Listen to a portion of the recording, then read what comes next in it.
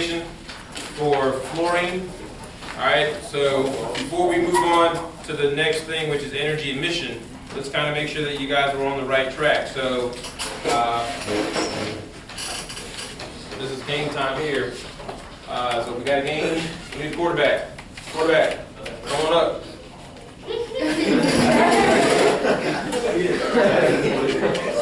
All right, grab any marker. Now's the perfect time to either realize you know exactly what you're doing, or you don't, because it don't count. You won't fail anything this time, right? You had fluorine. Fluorine had the atomic number 9. So now that you know that, what do you need? What paper do you need? You can do it right now. You can do the orbital order. All right, because I got the opt-out thing right there on my computer, my laptop. There's that little sheet that gives you the orbital order. So in case that was a little bit of weakness, right there. Little self-pay light. Pay. Laptop. All right. So remember, fluorine had the atomic number 9. Okay, well remember, off-bound principle says you got to start with the lowest orbital first. What is the lowest orbital? That's what that little sheet of paper would be for. Remember, this is not a, this ain't Price is Right. I got it up there for a reason. Don't yell out stuff. All right.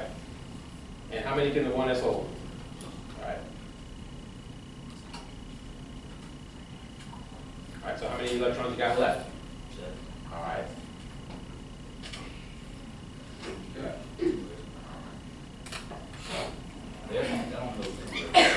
All S's only hold 2.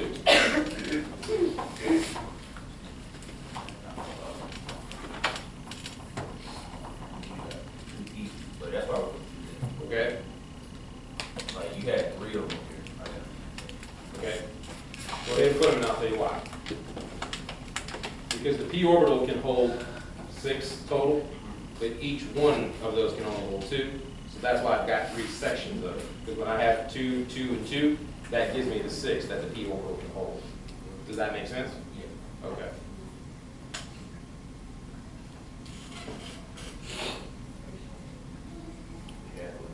There you go. That'd be it. All right. So again, he followed off-bound principle by putting the order of the orbitals in the right sequence. He followed the Pauli exclusion by making sure he had 2 electrons in each particular orbital with opposite spin. You're good. You can leave it up there. All right. And then he followed in the last section. That was the one where I was checking to see what he did. Did he go up, down, up, or did he go up, then down, down? Okay. That was Hund's rule. So this is fluorine's orbital notation. If you do the standard notation, 1s2, 2s2, 2p, 5. All right, and again, what was the atomic number for fluorine? 9. 2 plus 2 is 4, plus 5 is 9. So as long as my numbers add up, as long as my arrows add up, I'm probably in the right direction. Okay? Anybody have any questions about your configurations? All right. Now is when things can go bad. So, go ahead and y'all do the Cornell stuff, don't you? All right, so do whatever you do for Cornell stuff. All right. Now we're getting into energy emission. So now it's a new topic. If you need I'm used to my agenda. it's okay. If you need new Cornell note paper, we can pass one out. Just raise your hand if I need to pass it out. And the only reason I say that is because now I'm going to be giving you some information. It's kind of like electron configuration, meaning electron configurations kind of made more sense when you kind of understood how the orbitals work, and that made sense based on you understanding how energy levels work, which helps you understand how electrons are grouped. So, with that in mind, all right, the topic is energy emission. It should be coming up here shortly. All right. This is a confusing section. All right. So trust me, what I'm giving you is what you need to know, and it's as simplified as I can make. All right. Otherwise, you're more than welcome to read it in your textbook. But when you confuse yourself, don't say that anymore. All right? I mean, that book is horrible anyway. Okay? I've read that book and gotten confused. Energy emission.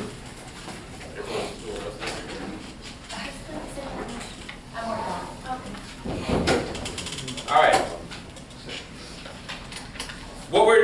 The point of today's lesson now is this. We understand that the atom has electrons. We understand that those electrons are arranged in orbitals. And based on Aufbau principle, we now understand that every orbital is not the same. Some have more potential than others. And so the reason for that potential stems around this word right here, energy emission. Okay? So what we need to understand is, what is energy emission? What does it got to do with an electron? And what do electrons got to do with some crazy looking diagrams that is on your reference sheet? Which means, now would be a good time. They have a reference sheet, correct, Ms. Brody? Yes. Okay, now would be a great time to take out a reference sheet. You have two sheets, but the one that is got the periodic table, that's the one you want, because on the other side of the periodic table is the crazy looking mess that we got to understand. On the second day of the semester, you were given a pretest.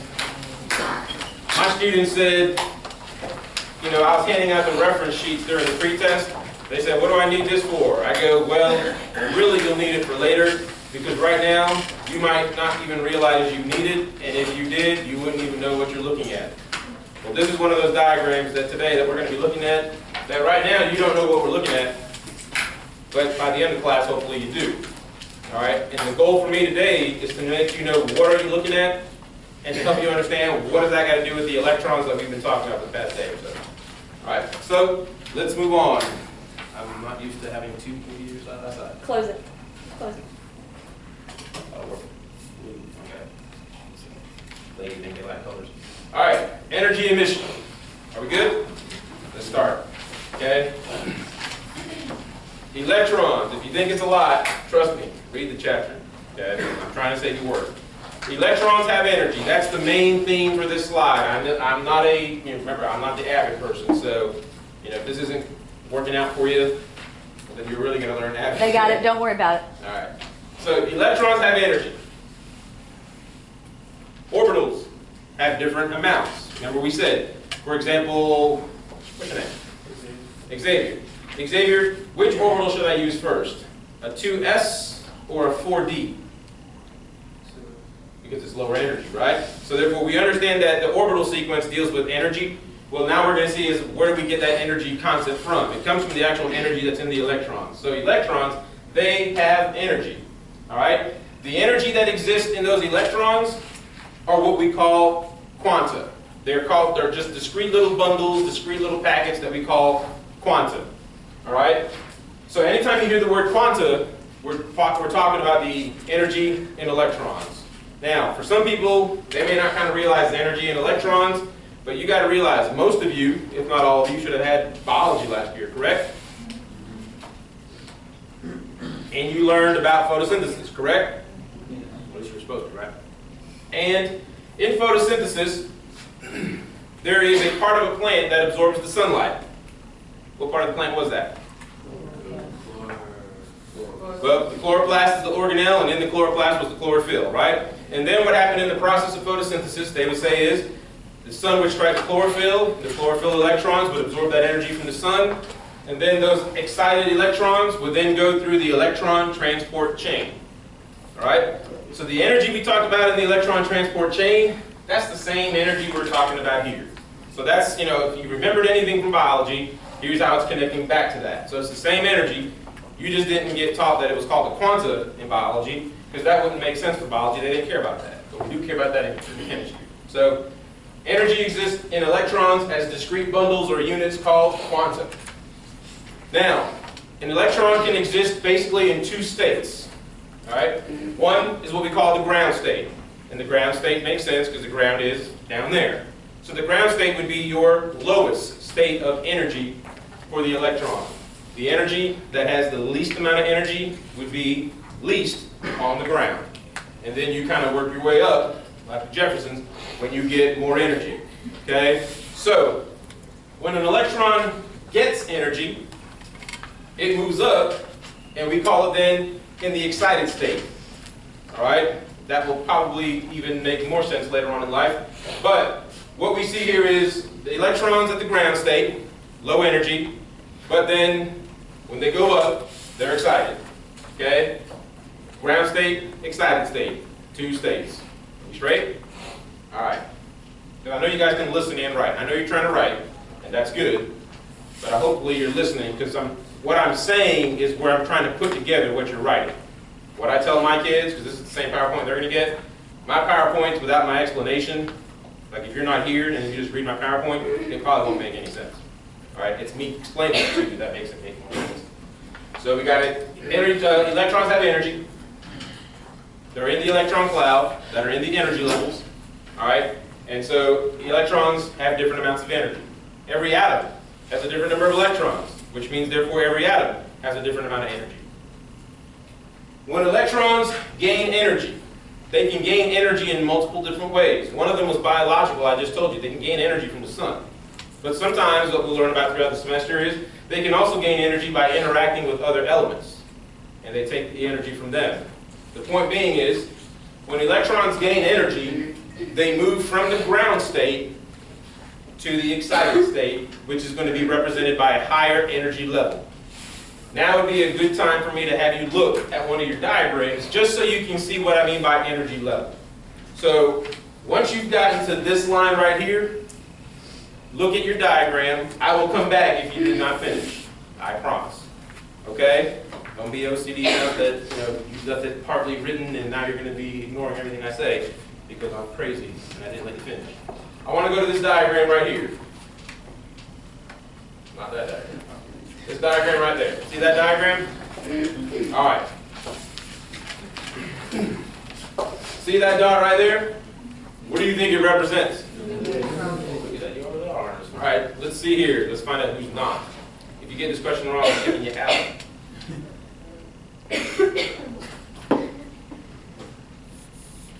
Cassidy. Who discovered the nucleus?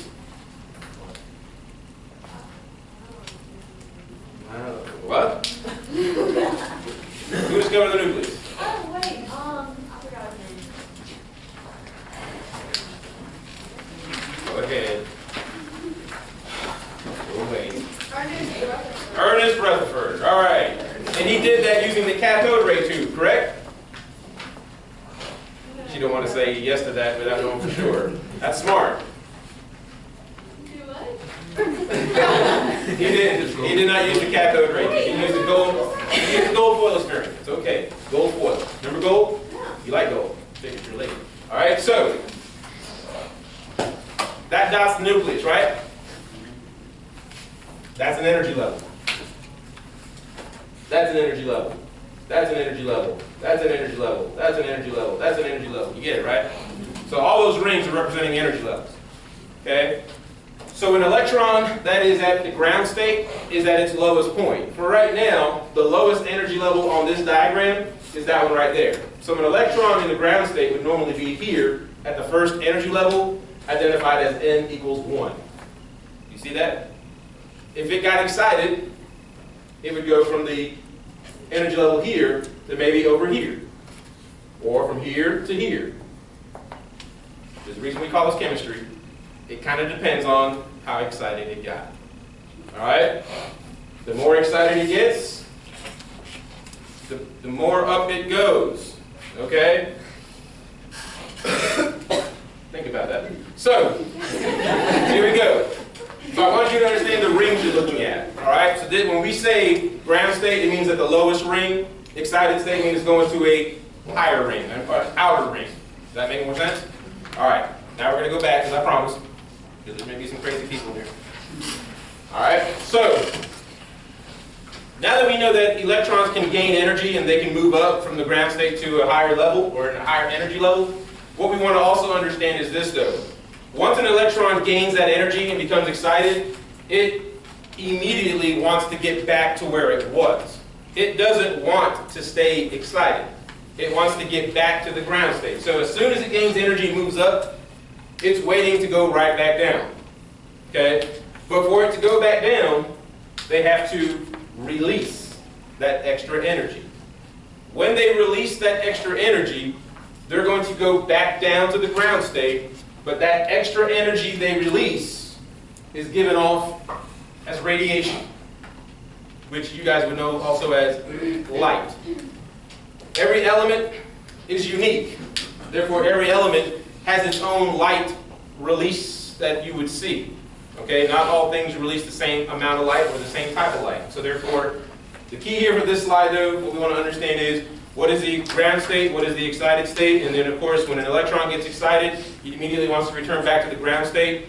In its return back to the ground state, it releases the energy as light, radiation, also called photons. Okay? You will see light, but different elements will produce different light. Does anybody have a question about that slide that I need to maybe explain? Like you're totally lost, not you just haven't processed it all yet. We're good? All right. Can I move? Anybody still writing? All right. He says he's still writing, so I can go ahead. I guess he's done now. Quarterback? No, I didn't ask that. I said when you started done writing. All right, so here we go. Right now, what we want to understand now is this diagram. Right here, waves carry energy. Electrons have energy, which means electrons can act like waves. What do I mean by that? You don't have this diagram. You do, but it doesn't look like that. So what I got to do now is I got to get you to look at the other diagram and let you see that right there. Okay? This is a wave, if you did not know that already. This is a wave. Now, there are two words that I need. Okay, they're up there. You might want to write this down, even though I can't write it down because the screen is there right now. Okay? You might want to just, how about this? Why don't you just draw that wave? It doesn't got to be perfect. Just make sure there's a big gap at the first part of it, and then the gaps get smaller. All right? Or as I would say, make sure you got some Andre Richardson-sized gaps right there, and then you got some narrow gaps. If you don't know who Andre Richardson is, then you don't know what I'm talking about. The quarterback should. He was on your team left. Andre Richardson had gaps so big, even I could walk through it. All right? So, he was also in my class, and he did well. Wavelength. All right? One of the words up there is wavelength. This is what I want to make sure you understand. A wavelength is the distance between two peaks on a wave. Two crests is what they're really called, crests. But, you know, I'm not making this a physics lesson, so a wavelength is the distance between two peaks or two crests. Just so you know what a wavelength is. Okay? If you're drawing, actually, as a matter of fact, if you're drawing that wave, if you want, you can just put a little mark here in the line, and just put wavelength there. That way you know exactly what the wavelength is. Yeah, I'll write it. If I raise this up, maybe I can do it. So what I would do, oh crap, all right, that's what I was worried about. Yeah, there's a line right smack in the I would just go like that. I would just say wavelength, like that. So you know what the wavelength is on there. Okay? Frequency is the number of peaks. The official term is crests, but like I said, I'm not testing you on that. Well, I forgot. Mr. Brody's not testing you on that either. I hope not. Unless you did something wrong. I may do something like that. Number of peaks. So here, let me ask you this question. Now that you're kind of getting there to your diagram. If you look at the diagram that's on the board, left half or right half, which one do you think has a higher frequency? The right, because the right half you got more crests, right? More peaks. The left half has less, so it's got less frequency. So what I want you to notice is this though. Notice the size of that wavelength right there? Notice how much bigger it is than those wavelengths right there? So the take-home lesson here is this. If you increase the wave, let me switch that up. If you increase the frequency, you decrease the wavelength. Means, you know, if I'm going to have more peaks in the wave, then I've got to have less distance between each peak. All right, so decrease the distance, increase the frequency. It's what we call, on your first vocabulary sheet, it's what we call the inverse proportion. In other words, opposites. If one goes up, the other goes down. Okay? If they were directly proportional, if one goes up, the other goes up. All right? But I want to make sure you see that wavelength decreases as you go to the right, which is why your frequency increases as you go to the right. All right? We good? Everybody understand frequency wavelength right now? You think you do? Let me ask you a question. It's all right. The good news is, this ain't the point of the lesson. And I'll lower that down in case that metal bar is annoying somebody. Point it down. All right, see that diagram right there? That's in your reference sheet. You don't see it yet. Maybe you will. But when I see that diagram, I see that diagram. But I'm used to it. I got to get you used to it. Because again, we got frequency and wavelength, right? Right here. I'll stop the problem again. There we go. Notice in your diagram, are they allowed to mark on their reference sheets? Absolutely. Okay, you're allowed to mark. If you want to, go ahead. You don't got to. All right?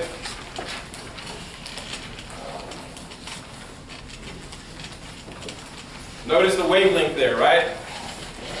Longer wavelength, shorter wavelength. Now, I wouldn't put this down. If you do, I would maybe do it in pencil so you can erase it later. Because I don't want you to have a crutch that you rely on every time, because what you put on that reference sheet won't be on the real reference sheet when you take a test or when you take the NC final exam. Don't get used to something that won't be there, because then when you expect it to be there, it won't be. Okay? So, what we're seeing here though is this.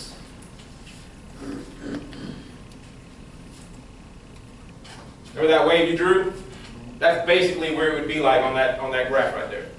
You'd have big gaps over here because it says the longer the wavelength, getting bigger, shorter wavelength, getting smaller, so the gaps are getting closer. So when you see this diagram, kind of see it with the waves there, and it will make a little bit more sense. There's a reason though we're trying to understand this, because in our spectrum here, we have radio waves, microwaves, infrared waves, right here in the middle. This you can write. I would write it like this, if you can, because most people don't see it. But in there, between infrared and ultraviolet, is light, the visible light. Like the light that is in this room and outside the classroom, that light. And then you have ultraviolet, X-rays, and gamma rays. Now that you understand where the wave is, now I need you to look down here. See how visible light gets now separated and broken down even further? White light is made up of red, orange, yellow, green, blue, violet light. Okay? It's made up of those different colors. So white light is made up of a whole bunch of colors. That's what we call an oxymoron. White light is made up of multiple colors. Black is absolutely none. Kind of ironic, but that's the way it is in physics. Okay? So, red, according to, well, hold on. Red, orange, yellow, green, blue, violet, right? According to my wave, would red have a higher frequency than violet or a lower frequency than violet? It would have a lower. Remember, less crests, less peaks, right? Yellow, blue. Which one has a higher frequency? Blue. So you're beginning to see the connection now between what's there and what's in that invisible wave that we've been talking about? Good. That's what I'm trying to get you to see. They try to give you that wave without giving you that wave by taking that wavelength and putting it on the diagram. But before, you wouldn't have known what a wavelength was until I drew the wave and showed you what a wavelength was, right? Now that you know what it is, now you're good to go. Okay? So now you can look at this and see the wave, not necessarily everything else. All right. So, let me erase this. Oh, there's a bar in between. So, here's what we're going to.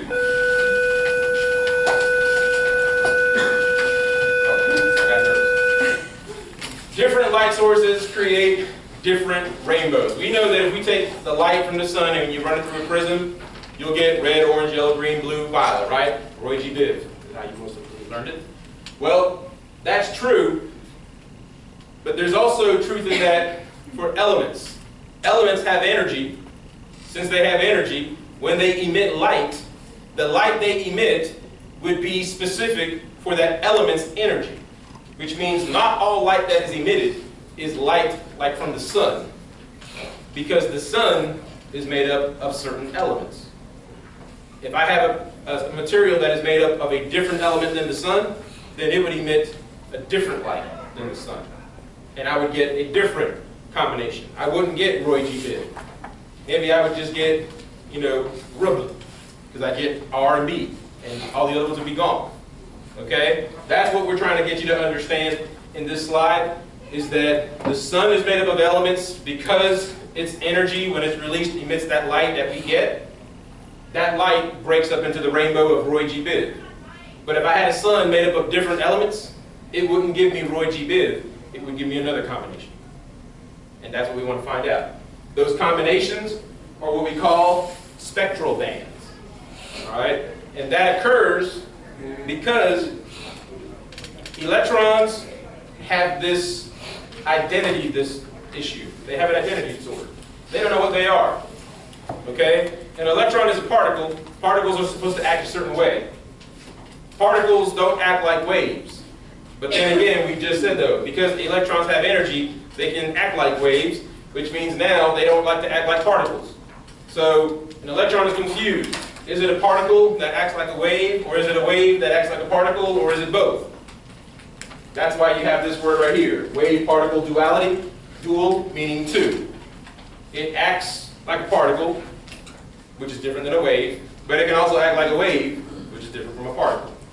It acts like both. That's the conundrum, that is the weirdness of it. All right? And Bohr and Schrodinger and Heisenberg, all those names that some of those that you have to look up on Tuesday, you can blame them for having to learn it. All right? Any questions about that slide? You good so far? This will all make sense when we get to the end. But here's what I want you to see. Here I want you to see, Ms. Birdie, if you wouldn't mind turning off the front switch. Here we're going to see, okay. Maybe I don't really care whether there's volume or not, but okay.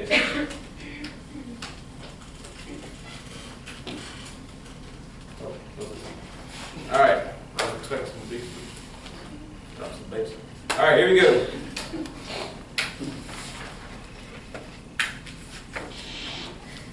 Here we are, the granddaddy of all quantum weirdness, the infamous double slit.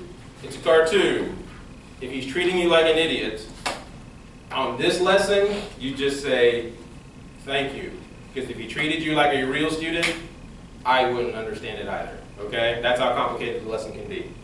Experiment. To understand this experiment, we first need to see how particles, or little balls of matter, act.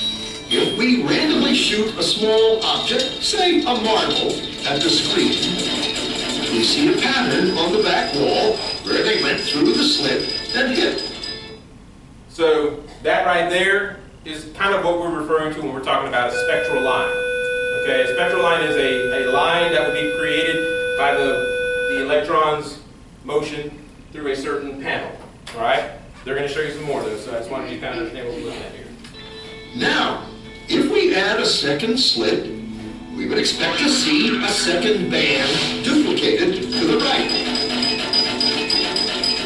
Now, let's look at waves. Now those two things right there, that's what's supposed to happen when you're firing particles through it.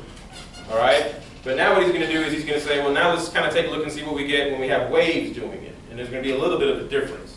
The waves hit the slit and radiate out, striking the back wall with the most intensity directly in line with the slit. But now he's going to do the line of brightness on the back screen shows that intensity. This is similar to the line the marbles make. But when we add the second slit, something different happens. If the top of one wave meets the bottom of another wave, They cancel each other out. So now, there is an interference pattern on the back wall. Places where the two tops meet are the highest intensity. So you can see now, where when the particles went through two slits, you got two bands, right? But when you have waves going through the two slits, you don't get two bands, you get this whole array of bands. Those whole array of bands, if this were white light, right, going through a slit, you see Roy G. Biv, red, orange, yellow, green, blue, violet, right? But in this case, you know, with the particles, you got two bands. With the waves, you got this whole array. This is the rainbow that we're going to talk about, all right? So that's kind of where we are right now with the spectral lines. Bright lines, and where they cancel, there is nothing. So, when we throw things, that is, matter, through two slits, we get this, two bands of hits. And with waves, we get an interference pattern of many bands. Good, so far. Now, let's go quantum.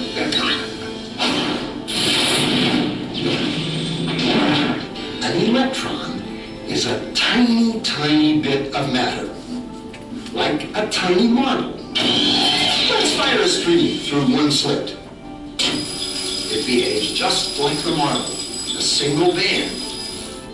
So, if we shoot these tiny bits through two slits, we should get, like the marbles, two bands. What? An interference pattern. We fired electrons, tiny bits of matter through. So you get what he's saying there is, when you expected an electron to act like a particle, it did when it was going through one slit. And then when you put it through two, if it's a particle, it should have given you two bands. But when it didn't, that totally confused the living crap out of those scientists. Now they're going, I don't understand what I'm seeing now. And then what happened was the only explanation they have for it now is that electrons must have this ability to be acting like material, but also acting like energy. And that's why we learned that electrons have energy. All right, and today's lesson. So let me move on from this. All right, did I give you this one already? No? All right, get that one. Okay? Because then we're going to wrap this up to a question where you got to use that diagram on your sheet. And that's where all of this will hopefully come back together and make you have a little bit of understanding. My students last year, they probably still are confused about energy emission, but I guarantee you, if you give them a question where they got to use that energy emission diagram, they'll get it right. Because they understand the practicality of it, they just don't understand the concept, which sounds weird. But then again, so did it sound weird when they expected to see two bands and they got a whole array of them.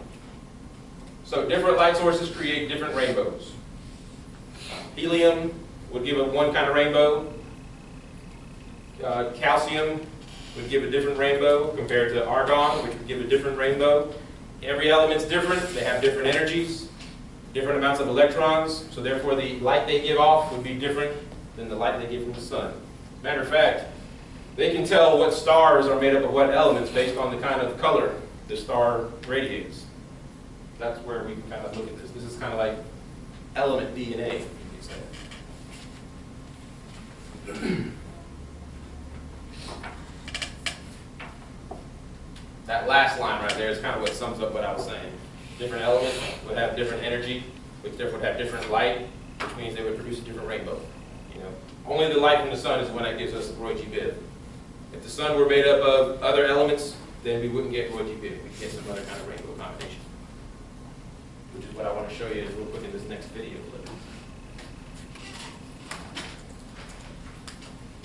And we're actually doing pretty good on time.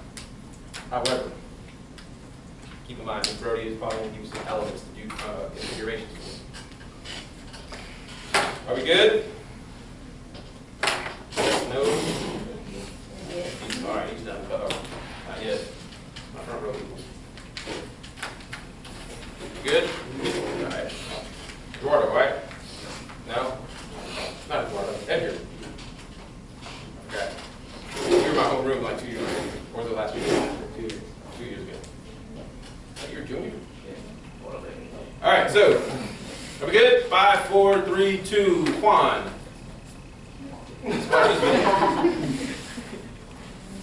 But I need to cue this one up. Because I ain't watching 8 minutes worth. This is a gas tube. All right, 320. 320. All right, here we got a light that's being produced by an element that is, there's a gas in that light bulb. The gas that is in that light bulb is an element gas, like hydrogen or argon or something like that. Remember I said, every different element produces a different light. So what we're going to see is we're going to see the spectral bands, the rainbow scenario that you would get from this source right here, just so that you can see a spectral band. Of hydrogen gas in here, and we've just got a high voltage, high frequency power supply here, and this is a diffraction grating. Remember the slit we were talking about, 1 slit, 2 slit? Well, this diffraction grating is the slit provider. Okay, so that's what, when that goes through that, you will see the bands chop up into the rainbow colors. If this were the sun, you'd see Roy G. Biv. This is not the sun, don't expect to see Roy G. Biv, you'll see a variation of it. Okay? Try that again. Oh, it'd be funny now. And notice you see something really interesting when you look in the diffraction gate. That red? I'm looking right there. So there's a red light here. I think that means that red light is coming from this gas, hitting the diffraction grating, and then diffracting, bending right there to go straight into the camera. So let's look at that a little bit more carefully. First of all, if you look through the diffraction grating at the gas, you see nothing interesting at all. You just see the gas.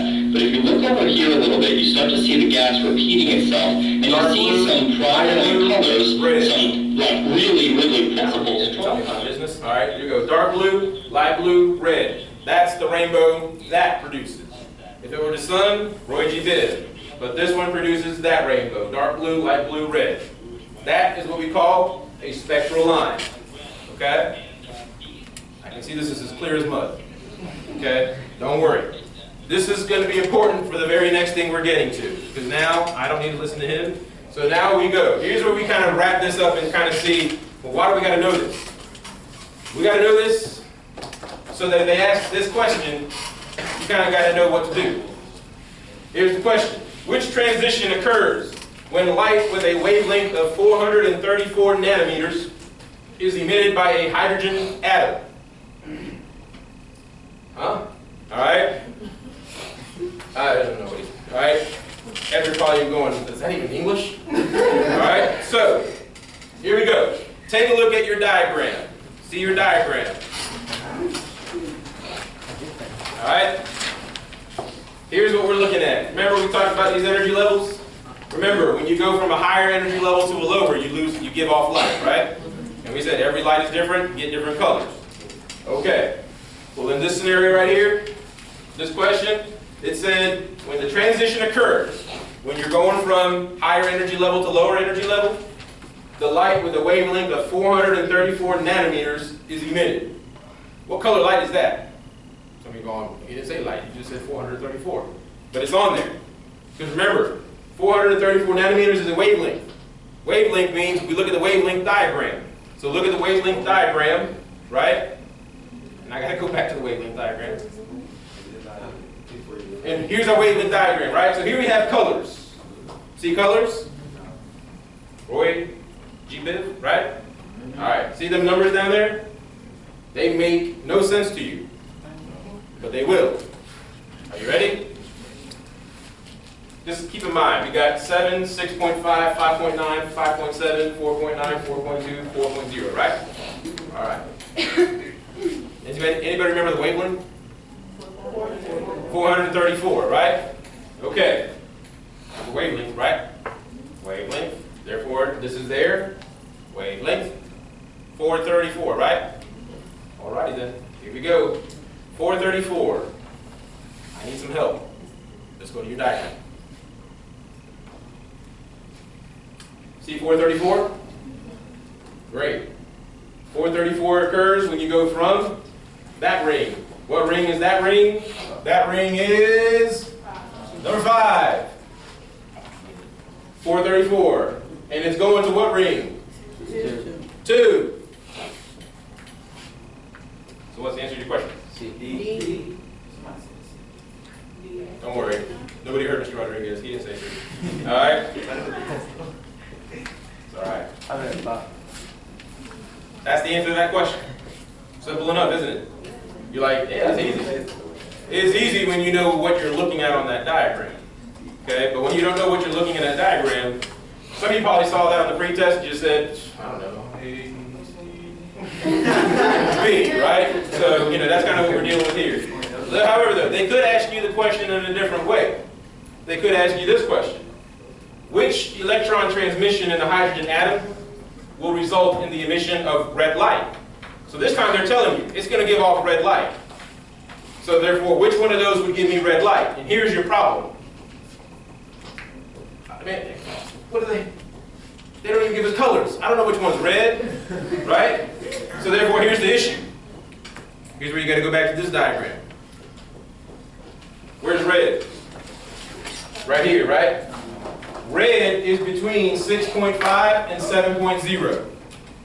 Red is between 6.5 and 7.0. Okay? Everybody follow that? I mean, that wasn't like brain surgery right there, right? Okay. Now we go back. So this is the guy, right? 6.5, 7.0. So here's what we're looking at. I need a number, and I know you're going to say that it doesn't make it obvious. I need a number that's between 6.5 and 7.0. There is no number between 6.5 and 7.0. There is. If I take these numbers and I put them in scientific notation. Okay? Yeah, remember that lesson? Oh, that's why we haven't learned that stupid thing. I know, it is. Okay? It wasn't just to make you mad. So if I make this in scientific notation, this would be 6.56, this would be 4.86, this would be 4.34, that would be 4.10 times 10 to the whatever, right? But the key here is, now I have my number, so between 6.5 and 7 is this one right here. That's taking me from that ring, number 3, to that ring, number 2. And so, what's your answer to the question? C. There you go. Okay? However, this diagram makes no sense without you understanding there are energy levels and that electrons can move from one energy level to the next. And when they go down, they emit light. And every light is different, which is why we can use these to identify what element it is by the light that gives off. Got it? All right. I'm sure Ms. Brody is going to give you some elements, unless she wants me to give you some elements for your orbital and standard electron configuration. But right now, you understand it, that's good. We'll go back into that again a little bit more tomorrow, but right now we want to make sure you're straight with configuration. Okay? Ms. Brody, you want me, or you want to give them the elements? You can go ahead. I can give you, all right, here you go, you ready? I'm going to show you how easy this can be. Can I write on something? Yes, what do you want? Oh, hold on. I saw a stack of OCD paper up here. No, that's okay. Nope. That's okay. It's notebook. That works. It's been cut. There's only one lady in this school that would cut notebook paper in half. Her name is Ms. Brody. Are we gonna turn this in? That would be a Ms. Brody question. What? Are we gonna turn the robot to? No. I want you to hold on to it tonight. Talking about the electron configuration? Is that what you're talking about? She's talking about the practice problems. Oh, the practice problems, I want them to keep the practice problems for now, and I'll have a sheet for them before they leave. All right. And now would be a good time for me to go to my periodic table. And let's do this. Which one did we already do? Fluorine and sulfur, right? Oh, shoot. Phosphorus.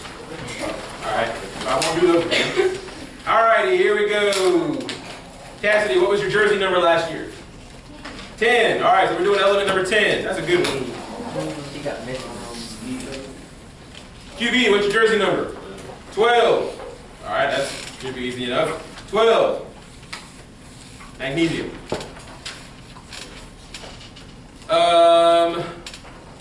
Play volleyball? What's your jersey number? 9. Okay, hold on, we already did 9. All right, we can't do that one. All right, here we go. Now that's where I start going. Let's go with good old Ooh, gallium's a good one. Element 31. And then there's good old manganese, element number 25.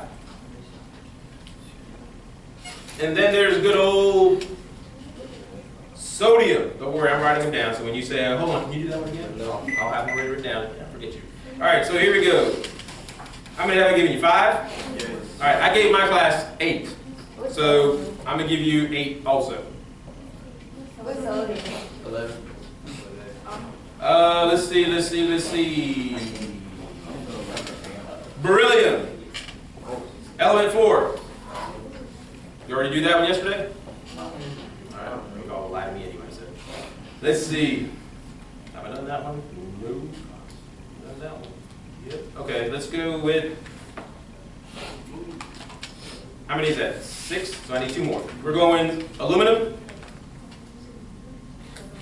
And we're going potassium. Alright, so let me recap for you. Neon, magnesium, gallium, manganese, sodium, beryllium, aluminum, potassium, element 10, element 12, element 31, element 25, element 11, element 4, element 13, and element 19. All right?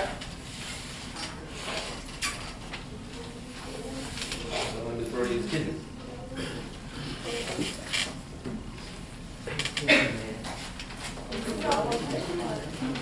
That's, well, the bell rings in about 5 minutes, so I would say that I start now, but that is your homework.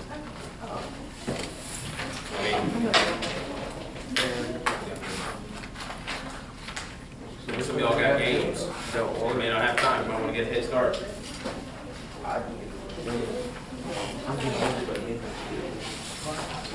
If she didn't want you turning it in today, she probably will deal with it tomorrow or something.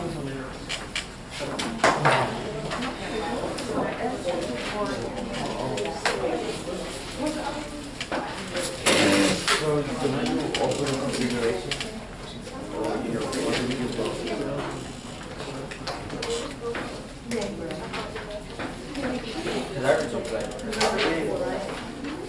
I